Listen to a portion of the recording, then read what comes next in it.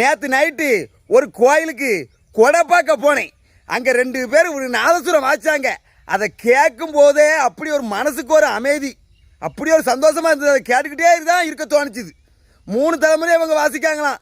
இது 3வது தலைமுறை, அதுவும் இளைய தலைமுறை. கேளுங்க.